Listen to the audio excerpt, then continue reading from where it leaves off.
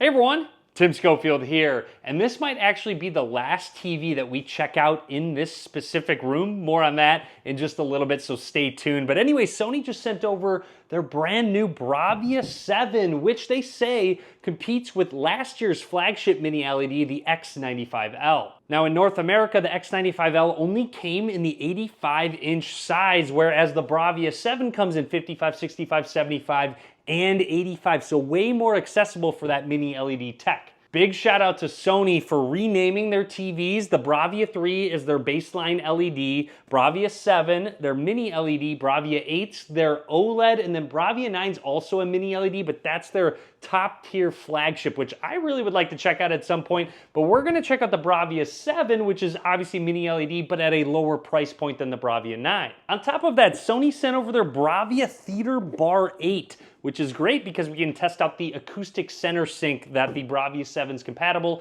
You can use the TV speakers in conjunction with our soundbar. Now, with that being said, we're gonna take a quick look at what comes inside both of these, and then of course, check them out. I'll give you some thoughts and impressions, and we'll do some testing on the new Bravia 7 and soundbar. Let's get started. A look inside, we've got our setup guide, some booklets. You also get some VS mounting screws to put on the back of the TV, plus your power cable. Accompanied with Sony branded AAA batteries, you get your remote, which is fairly comfortable in hand, a rectangular shape.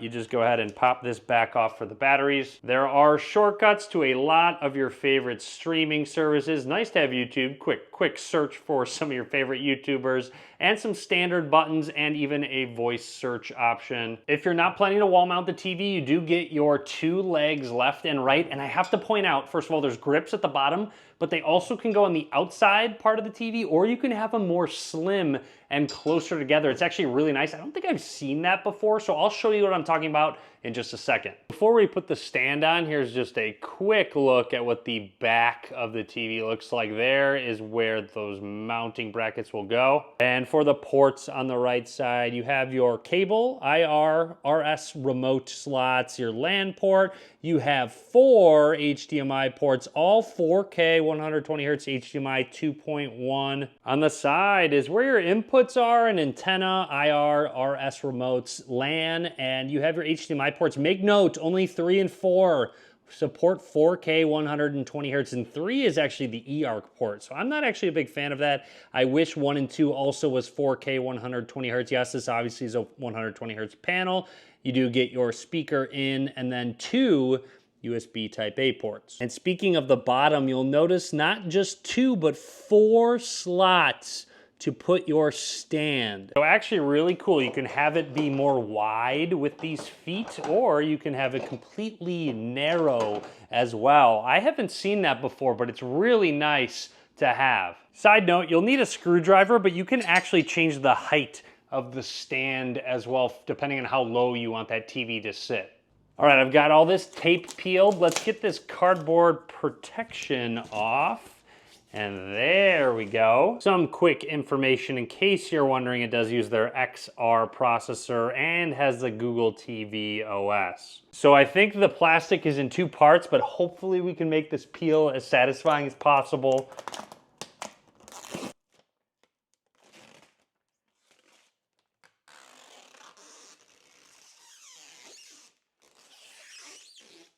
Okay, not very satisfying at all. It was actually really loud. Bummer.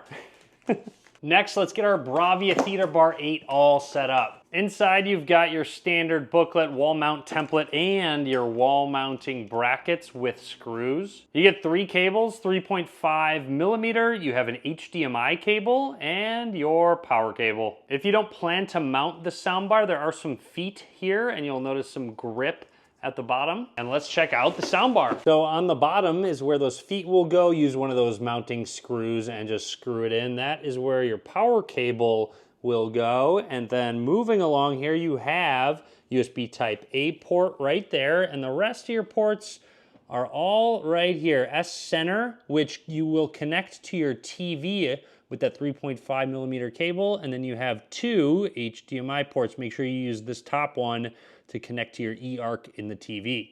That bottom one is HDMI in, by the way. I almost forgot, you also get this little miniature remote to control the soundbar, but our TV remote should be able to control it. It does include AAA batteries. And our Theater Bar 8 fits perfectly in between the legs of our Bravia 7. Some Sony branding there. Honestly, just a really clean look to this soundbar, Bravia Theater 8 bar. It does have Dolby Atmos DTS-X as well. 11 speakers inside of this. I'm excited to really test it out. But again, just really clean looking soundbar. I want to point out, I actually thought this was some dust at the bottom of the remote, but it's actually part of the overall design of it, just sort of like a speckled paint, so to speak. But anyways, let's go ahead and run through the startup process. I'll talk about anything that's noteworthy. Plugging the soundbar in, it actually recognized the Theater Bar 8 right away. It already has the sound routing through there, and it recognized my Xbox and Chromecast that I plugged in. Sony, don't get mad at me that I don't use a PS5. It doesn't just have Chromecast built in, it also has AirPlay and HomeKit that you can set up. Using the Bravia Connect app, you can control your audio system, so we'll show that off in just a little bit. We are now on the home screen of our Google TV. Gives you a lot of different content recommendations, different live channels, and just videos, some shortcuts to some suggested apps. You do have basically all of the apps you could want. Live content, top-selling movies, popular shows. If you go over to the right at the top is where your live content is. There's some free built-in channels through Google TV if that's of interest, and then going into all of your applications. Like I said, you can basically have any application that you want or you look for, and going into library is where your purchase movies and purchase shows are. Going into settings, you can actually turn on the screensaver. You can change your input, Wi-Fi settings, and picture in sound. If we go into that, your content type, there's some presets. If you want to switch to game, this will change the input lag, and even a PC setting. I'm gonna keep this on video and images for now, but we can dive into further picture settings. There's different modes: cinema, professional, calm, photo, even IMAX enhanced if you're watching some sort of movie that you want that IMAX content, and a vivid mode. Now you can also customize the settings on your own if you want to change the specific brightness in different modes as well. I really like that, the black level. Auto local dimming, you can turn that between low, medium, and high. And scrolling down, you can also change your color settings, color temperature. It's on cool now, but I'm gonna switch that over to neutral. I actually prefer that. But again, you can change it to your specific likings, clarity, and there's some motion settings between Cinemotion and motion flow, and you can change if that's on auto and customize how smooth that is. Going into audio output and audio system settings, this is where you can turn the acoustic center sync on and off using the TV speakers, which I highly recommend keeping on. That's great to have. You also have Ambient Optimization Pro to adjust according to ambient light, which is pretty interesting. It's up to you if you want to use that, but a nice little feature to have. Going into the Bravia Connect app, it actually found the Theater Bar 8 right away. You do have to sign in. If you'd like to set it up more narrow, you can actually attach the soundbar to the TV's feet. Move closer to the soundbar. There we go. Blue indicator is now blinking. All right, so it made sure we had it connected via HDMI, and you can use the TV as the center speaker, which is what we want. We can play a sound test. Yes, I did hear that sound. It's all ready to go. You can actually use the app to turn your TV on and off if you'd like to, and just control your TV in general, which is nice. Maybe you lose the remote in the couch cushions or something. You can just pull your phone out. You can customize the name that you use for your soundbar and actually add rear speakers. By the way, these RS5 speakers are fantastic. Yes, you can pair a subwoofer as well if you have one. Something I love is that you can optimize the sound for the specific room that you're in. So let's do that now. Check the speaker position, make sure it's where you want it to actually be. All right, I gotta move to where I normally sit in actually. All right, we are sitting on the couch now. I'm gonna hit next and we're gonna start the measurement.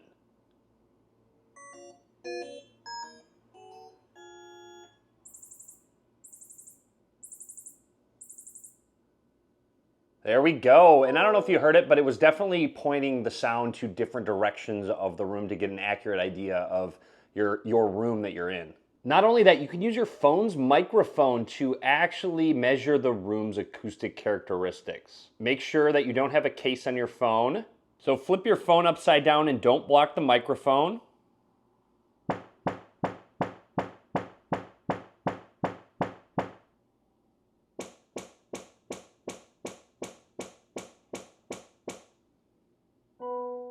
All right, there we go. And if we want a sound demo,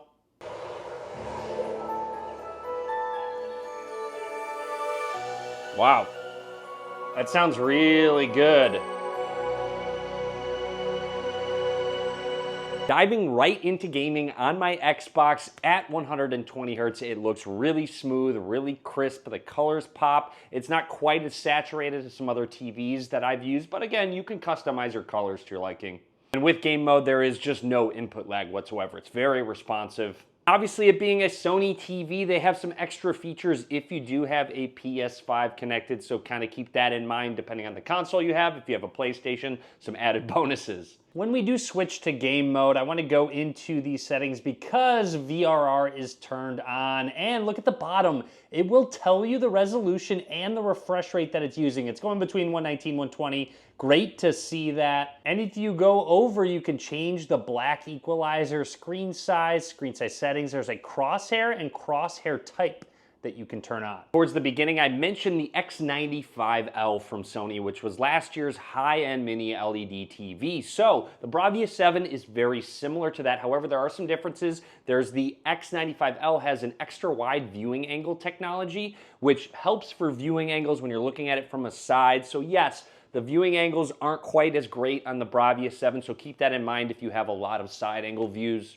Something I love about Sony TVs is the Sony Pictures Core app, or the Bravia Core app, whatever you want to call it. But what it will do is offer free content, so you can watch Mr. Deeds, and it actually does fine-tune it depending on how the director intended. You also get credits to buy specific content, so if I wanted to watch Spider-Man, I do have 4 or 5 credits that you can just unlock. Sony Pictures Core uses what they call Pure Stream, and you can stream movies up to 80 megabits per second, so you get really higher end, higher quality content. And you'll see here, it will say IMAX, DTS. It will be the way the director intended, and even the IMAX mode looks really good. And the colors out of the box, I didn't have to do too much tuning. I always like to fine tune my TVs the way that I prefer to see them. I did notice that in some of the settings, I had to crank up the brightness a little bit, so I had to turn off the auto brightness option. Oh, and by the way, I believe the X95L only uses Wi-Fi 5, whereas this has Wi-Fi 6 built in, so when you are actually streaming 80 megabits per second, that Wi-Fi 6 might actually help with some data pull.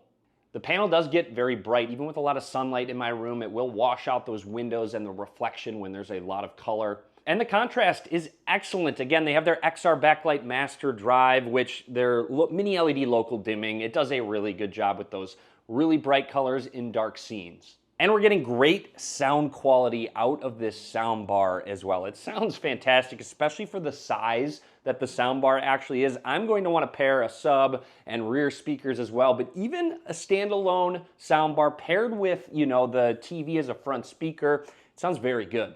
The soundbar itself gets really loud as well and can easily fill my room with sound. I love how you can truly customize the surround sound and it will automatically do it based on your specific room. It sounds so good, especially, you know, when it's bouncing the sound off the walls, when it's a directional sound in a show or even a game.